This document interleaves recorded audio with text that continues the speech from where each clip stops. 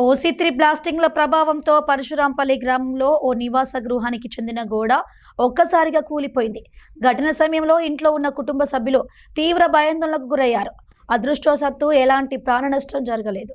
Blasting సమయంలో సరైన భద్రతా చర్యలు పాటించకపోవడం వల్లే ఈ ప్రమాదం జరిగిందని స్థానికులు ఆరోపిస్తున్నారు. తరచూ జరుగుతున్న బ్లాస్టింగ్లతో ఇళ్లలో పగుళ్లు ఏర్పడుతున్నాయని, నివసించడం ప్రమాదకరంగా మారిందని గ్రామస్తులు ఆవేదన వ్యక్తం చేస్తున్నారు.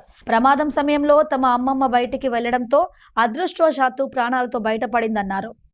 నా పేరు వినోద, మాది పరశురాంపల్లె గ్రామం. అయితే నిన్న 4 o'clock బ్లాస్టింగ్ తర్వాత 2 గోళలు దేవునింటి సైడ్ పడడం జరిగింది. అక్కడ మా అమ్మమ్మ అనే వ్యక్తి పడుకునే టైం, ఎప్పటికీ చలి పెడుతుందని అట్లా పడుకునేది. ఆ టైంలో ఎందుకో బయటకు వచ్చింది. మాదే అదృష్టం అనుకోవాలి దాన్ని. ఇక ఈ రకంగా పరశురాంపల్లె గ్రామంలో మొత్తం బ్లాస్టింగ్ తర్వాత గోడలు చిన్న చిన్నగా తరలింపి కింద పడడం జరుగుతుంది.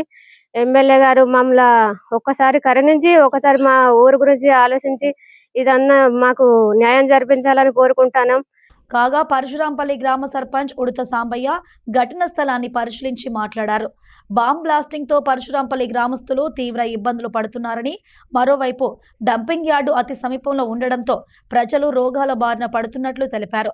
జిల్లా కలెక్టర్ రాహుల్ శర్మ సింగరేణి జీఎంతో పరశురాంపల్లి గ్రామాన్ని సందర్శించి ప్రజల సమస్యల్ని పరిష్కరించాలన్నారు.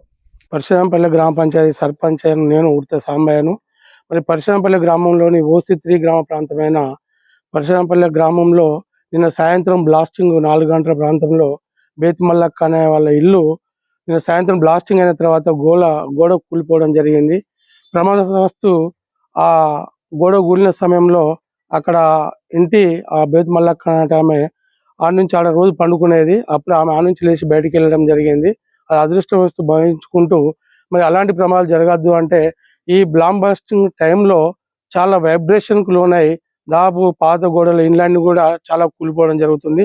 వాటన్నిటిని గమనించి మన జిల్లా కలెక్టర్ అయిన రాహుల్ శర్మ గారు, అదేవిధంగా జీఎం గారు ఇద్దరు పరశురాంపల్లి విలేజ్ని సందర్శించి మరి పరశురాంపల్లి గ్రామ ప్రజలకు తగిన న్యాయం చేయాలని చెప్పి కోరుకుంటున్నాం.